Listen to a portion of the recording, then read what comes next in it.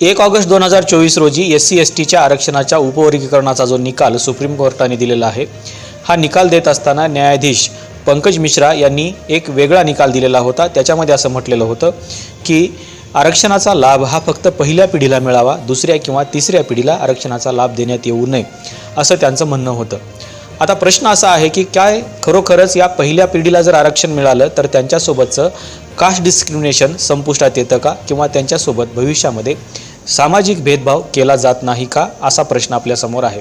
हा व्हिडिओ बघितल्यानंतर तुम्हाला काय वाटेल हे सांगता येणार नाही, परंतु हे सांगणं तितकंच गरजेचं आहे। आपल्या सगळ्यांना माहिती आहे की ज्या वेळेस एखाद्या व्यक्तीचं इकॉनॉमिक स्टेटस वाढतं त्यावेळेस त्याच्यासोबत होणारं सोशल डिस्क्रिमिनेशन कमी होतं का नाही, हा प्रश्न आपल्या सगळ्यांच्याच मनामध्ये आहे। याची काही उदाहरणं आपण बघूया।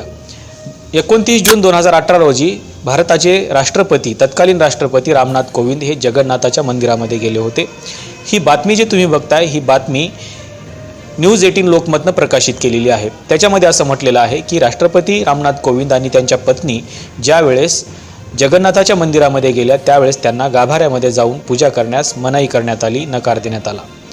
यापूर्वी त्यांच्या अगोदरचे जे राष्ट्रपती होते प्रणव मुखर्जी हे देखील त्या मंदिरामध्ये गेले होते, पण त्यांच्यासोबत मात्र असं झालं नव्हतं। रामनाथ कोविंद हे दलित आहेत म्हणून त्यांना गाभाऱ्यात जाण्यापासून रोखलं गेलं असं देखील म्हटलं जाते। जर गाभाऱ्यात जाण्यासाठी राष्ट्रपतींना परवानगी नसेल तर मग प्रणव मुखर्जी का गेले होते असा देखील प्रश्न निर्माण होतो। त्याच्यामुळं कुठे ना कुठे राष्ट्रपतीसोबत कास्ट डिस्क्रिमिनेशन होते असं आपल्या लक्षामध्ये येतं। दुसरी जी बातमी आहे ती आहे 9 जून 2023 रोजीची। ही बातमी आहे IAS ऑफिसर मनीष नारनवरे यांच्यासोबतची। तामिळनाडूच्या मुख्य सचिवाला त्यांनी जे पत्र लिहिलेलं होतं ते पत्र त्यांनी ट्विटरवर टाकलेलं होतं आणि त्या पत्रामध्ये असं म्हटलेलं होतं की त्यांच्यासोबत जे वरिष्ठ अधिकारी आहेत ते मात्र त्यांचा मानसिक छळ करतात आणि परिणामी त्यांना वैद्यकीय सल्ला देखील घ्यावा लागलेला आहे किंवा वैद्यकीय ट्रीटमेंट देखील त्या कारणामुळे घ्यावी लागलेली आहे। ही बातमी जी तुम्ही बघताय ही बातमी आहे इंडियन एक्सप्रेसची। या बातमीमध्ये असं म्हटलेलं आहे की IAS ऑफिसर असलेल्या मनीष नारनवरे यांनी तामिळनाडूच्या मुख्य सचिवांकडे अशा प्रकारची तक्रार केलेली आहे की वरिष्ठ अधिकारी हे माझ्यासोबत जातीय भेदभाव करतात आणि म्हणून IAS ऑफिसर जरी झाला तरी त्याच्यासोबतचा जातीय भेदभाव हा काही कमी होत नाही। तिसरी जी बातमी आहे ती आहे डॉक्टरच्या क्षेत्रामधली, अर्थात मेडिकल क्षेत्रामधली। ही बातमी जी तुम्ही बघताय ही बातमी आहे 31 जून 2022ची। एम्समध्ये SC/STच्या विद्यार्थ्यांसोबत किंवा डॉक्टरांसोबत कशा प्रकारचा भेदभाव केला जातो याच्या अनुषंगाने ही कमिटी स्थापन करण्यात आलेली होती आणि या कमिटीचे अध्यक्ष होते किरीट प्रेमजीभाई सोळंकी। यांनी अहवाल देताना असं म्हटलेलं आहे की तिथले जे मेडिकल सेक्टरमध्ये काम करणारे डॉक्टर आहेत किंवा तिथले जे काही मेडिकलच्या अंतिम वर्षाचे विद्यार्थी आहेत त्यांचा जर अभ्यास केला तर आपल्याला असं दिसेल की SC/STच्या विद्यार्थ्यांसोबत कशा प्रकारचा भेदभाव केला जातो। त्यांना पहिल्या, दुसऱ्या आणि तिसऱ्या टर्ममध्ये त्यांची पात्रता असताना देखील आणि त्यांनी योग्य प्रश्नांची उत्तरं लिहिलेली असताना देखील त्यांना जाणीवपूर्वक इंटरनलमध्ये नापास केलं जातं। अशा प्रकारचा अहवाल किरीट प्रेमजीभाई सोळंकी यांनी सरकारला सादर केलेला होता आणि हा अहवाल राज्यसभेमध्ये देखील सादर झालेला आहे। त्याच्यामुळे डॉक्टरच्या क्षेत्रामध्ये देखील कशा प्रकारचं डिस्क्रिमिनेशन होतं हे आपल्या लक्षामध्ये येतं। चौथी जी बातमी आहे ती आहे 10 जून 2024ची। याच्यामध्ये IIMचे एक प्रोफेसर त्यांनी आपल्यासोबत कशा प्रकारचं जातीय भेदभाव होतो, कशा प्रकारचं कास्ट डिस्क्रिमिनेशन होतं याच्या अनुषंगाने एक रिपोर्ट दिलेला होता, एक अर्ज दिलेला होता आणि हा अर्ज टाइम्स ऑफ इंडियाने प्रकाशित केलेला होता। टाइम्स ऑफ इंडियाच्या या बातमीमध्ये असं म्हटलेलं आहे की IIMमध्ये काम करणाऱ्या एका प्रोफेसरसोबत देखील कशा प्रकारचा जातीय भेदभाव होऊ शकतो। आता हे 4 उदाहरणं मी तुम्हाला दिले। देशाचे राष्ट्रपती रामनाथ कोविंद, IAS ऑफिसर मनीष नारनवरे, त्याच्यानंतर एम्समधला रिपोर्ट आणि त्याच्यानंतर IIMमधल्या एका प्रोफेसरचा। मी ही 4 वेगवेगळी उदाहरणं का दिलेली आहेत कारण ह्या 4ही क्षेत्रामध्ये कशा प्रकारचं कास्ट डिस्क्रिमिनेशन होतं हे आपल्या लक्षामध्ये येईल। देशाचे राष्ट्रपती असोत, देशातले IAS ऑफिसर असोत, देशातल्या मेडिकल सेक्टरमध्ये काम करणारे डॉक्टर असोत किंवा प्रोफेसर असोत, हे सगळे जे अधिकारी प्रोफेसर आहेत यांच्या पहिल्या पिढीनं या देशामध्ये आरक्षणाचा लाभ घेतलेला आहे। परंतु तरीही ते IAS ऑफिसर झाले, ते कलेक्टर झाले, ते देशाचे राष्ट्रपती झाले, ते प्राध्यापक झाले, तरीही त्यांच्यासोबतचं कास्ट डिस्क्रिमिनेशन हे कमी झालेलं नाही आहे।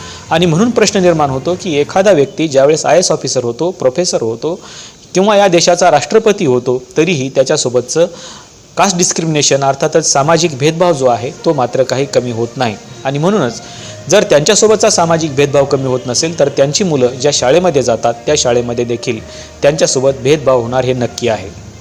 किंवा यांची मुलं भविष्यामध्ये IAS ऑफिसर व्हायला जरी गेले ओपनच्या कॅटेगरीमधून तरीही त्यांच्यासोबत अशा प्रकारचा भेदभाव होऊ शकतो। आणि म्हणूनच कोणाचीही आर्थिक परिस्थिती जरी लाभाची झाली असली किंवा एखाद्याची आर्थिक परिस्थिती जरी सुधारली असली तरीही आपल्याला असं म्हणता येऊ शकतं की एखाद्याची आर्थिक परिस्थिती जरी सुधारली असली तरीही त्याच्यासोबतचं सामाजिक डिस्क्रिमिनेशन किंवा कास्ट डिस्क्रिमिनेशन कमी होत नाही। आणि याची प्रमुख उदाहरणं जी आहेत ही तुम्हाला दिलेली आहेत। अशी कितीतरी उदाहरणं मी तुम्हाला देऊ शकतो, परंतु मी प्रामुख्याने 4च उदाहरणं दिलेली आहेत, कारण हे वेगवेगळ्या क्षेत्रामधली वेगवेगळी उदाहरणं आहेत। अशा प्रकारची अनेक उदाहरणं आपल्याकडे आपल्या आजूबाजूला घडताना पाहायला मिळत आहेत।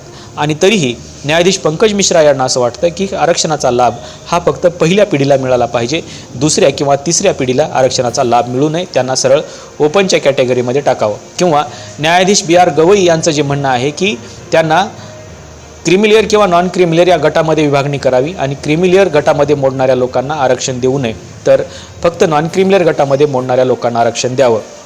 आता ही जी 4ही उदाहरणं आहेत ही 4ही उदाहरणं मी तुम्हाला क्रिमिलेअर गटामधली दिलेली आहेत, परंतु क्रिमिलेअर गटामध्ये असताना देखील त्यांच्यासोबत मोठ्या प्रमाणामध्ये जातीय भेदभाव झालेला आपल्याला पाहायला मिळतो। एखादा माणूस आरक्षणाचा पहिला लाभ घेऊन तो जर प्रोफेसर झाला असेल, डॉक्टर झाला असेल, इंजिनियर झाला असेल किंवा या देशाचा राष्ट्रपती झाला असेल तरीही त्याच्यासोबतचा जातीय भेदभाव कास्ट डिस्क्रिमिनेशन कमी होत नाही। आणि म्हणून त्यांच्या दुसऱ्या पिढीसोबत देखील हे कास्ट डिस्क्रिमिनेशन होऊ शकतं। तुमचा मुलगा राष्ट्रपतीचा मुलगा आहे किंवा तुम्ही एखाद्या प्रोफेसरचा मुलगा आहे म्हणून तुमच्यासोबत कास्ट डिस्क्रिमिनेशन होणार नाही असं या देशामध्ये होत नाही।